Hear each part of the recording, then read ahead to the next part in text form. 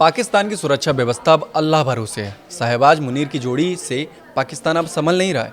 PoK से लेकर बलूचिस्तान तक पाकिस्तान जल रहा है। बलूच लिबरेशन आर्मी के आगे पाकिस्तानी सुरक्षा बल बेबस नजर आ रहे हैं। तभी तो पाकिस्तान में जहां तहां पाकिस्तानी आर्मी के जवान मारे जा रहे हैं। पाकिस्तान को लेटेस्ट झटका मस्तुंग में लगा है। जी हाँ, बीएलए यानी बलूच लिबरेशन आर्मी ने मस्तुंग के खाड़कोचा इलाके में बहुत योजनाबद्ध तरीके से घात लगाकर हमला किया। इस हमले में 45 से अधिक पाकिस्तानी सैनिक मारे जाने की खबर है। बीएलए के खास फतेह स्क्वाड ने इस हमले की जिम्मेदारी ली है। हमले में सैनिकों को ले जाने वाली बसों का काफिला, उनकी सुरक्षा टीम और हालात को संभालने के लिए बाद में भेजी गई अतिरिक्त टुकड़ियों को भी निशाना बनाया गया। इलाके में अभी भी झड़पें जारी होने की खबरें हैं। इतने बड़े पैमाने पर हुआ यह हमला बलूच विद्रोह की बढ़ती घातक क्षमता को दिखाता है और पाकिस्तानी सेना के काम करने के तरीके में मौजूद जो रणनीतिक और ऑपरेशनल कमजोरियां हैं उनको उजागर करता है।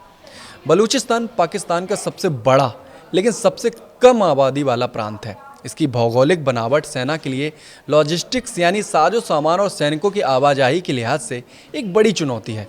इन विशाल और सूखे इलाकों में सैनिकों को लाने और ले जाने के लिए सेना को बहुत सीमित, लिमिटेड और मुख्य हाईवे नेटवर्क पर डिपेंड रहना पड़ता है। भौगोलिक बनावट की इस बड़ी बाधा के कारण सैनिकों की आवाजाही का पहले से अंदाज़ा लगाना बहुत आसान हो जाता है। विद्रोही आसानी से इन अकेले रास्तों पर कई दिनों तक नज़र रख सकते हैं, उनके तौर तरीकों को समझ सकते हैं और पहले से सोचे समझे घातक हमले करने के लिए भी सही भौगोलिक जगहों यानी कि चौक पॉइंट्स को भी चुन सकते हैं। इन सुनसान सड़कों के किनारे ऊंचे इलाकों पर कब्जा करके बीएलए पहले गोली चलाने और पहले ही लड़ाई की शर्तें तय करने की सिचुएशन में आ जाता है। यानी कि वहाँ की जो भौगोलिक बनावट है और जो इंफ्रास्ट्रक्चर है उनको सब पता रहता है कि पाकिस्तानी आर्मी कहाँ से जाएगी, कहाँ से आएगी और हमें कहाँ पर और कहाँ से अटैक करना है। इन रास्तों के बारे में पहले से अंदाज़ा लग जाने के अलावा सही सुरक्षा उपकरणों की भारी कमी भी पाकिस्तानी सेना की एक बड़ी प्रॉब्लम है। बीएलएल के बयानों के मुताबिक पाकिस्तानी सेना अक्सर अपने सैनिकों को सक्रिय संघर्ष वाले इलाकों में खासकर माइन रेसिस्टेंस एम्बुश प्रोटेक्टेड गाड़ियों के बजाय आम और बिना मजबूत कवच वाली यात्री बसों में ले जाती है। आम गाड़ियों जैसी परिवहन व्यवस्था पर इस निर्भरता के कारण पाक आर्मी के काफिले बहुत आसानी से हमले के शिकार बन जाते हैं। मजबूत कवच न होने के कारण ऐसी बसें बारूदी सुरंगों यानी कि आईईडी या भारी गोलाबारी से सुरक्षा नहीं दे पाती। हमले की सिचुएशन में सबसे ज़्यादा नुकसान शुरुआत में ही हो जाता है और बस में मौजूद जवानों के बचने की जो पॉसिबिलिटीज़ है वो काफ़ी कम हो जाती हैं। शायद इस इलाके में पाकिस्तानी सेना के सामने सबसे बड़ी और मुश्किल चुनौती खुफिया जानकारी की भी भारी कमी है। यानी बलूचिस्तान में पाकिस्तान की सेना को स्थानीय लोगों से पर्याप्त खुफिया जानकारी नहीं मिलती है। दशकों तक सेना के सख्त ऑपरेशंस और राजनीतिक धोखे के जो फीलिंग है उसके वजह से जो स्थानीय बलूच आबादी है उनमें पाकिस्तानी सरकार के खिलाफ गुस्सा है। इस अलगाव ने भी ऐसा माहौल बना दिया है कि जहां सेना को लगभग कोई जानकारी नहीं मिल पाती, जहां सरकारी बलों को स्थानीय मुखबिर जुटाने में संघर्ष करना पड़ता है, वहीं विद्रोही समूह को स्थानीय समुदाय से सक्रिय या इनडायरेक्टली खुफिया जानकारी या सपोर्ट मिलता रहता है। जानकारी के इस जो असंतुलित प्रवाह है उसका नतीजा ये होता है कि उग्रवादियों को सैनिकों की आवाजाही और गश्त के समय और जवाबी कार्रवाई के तरीकों की पूरी जानकारी होती है। मतलब उनको पता होता है कि आर्मी कहाँ से जा रही है, कहाँ से आ रही है, उनके पास क्या है और वो किस तरीके से रिस्पॉन्ड करेंगे, इसकी जानकारी पूरी होती है। जबकि सेना को आने वाले खतरों का पता ही नहीं चल पाता।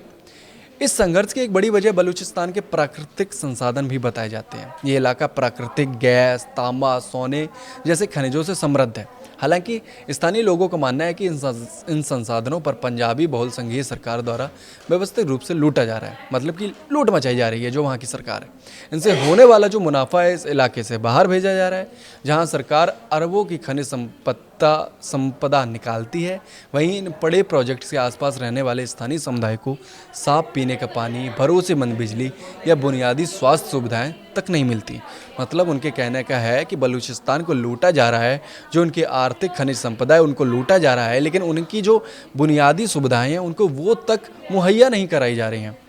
इसका रिजल्ट ये होता है कि वहाँ के जो लोग हैं वो गुस्से में आते हैं और गुस्सा रहते हैं। इनसे जो आंतरिक विद्रोह की भावना होती है वो पनपती है और जो विद्रोही गुट हैं उन्हें सपोर्ट मिलता है, जिससे स्थानीय लोगों की शिकायतें एक हिंसक और प्रतिरोध का रूप ले लेती हैं। लेकिन पीओके में अभी ये हालात हैं क्या?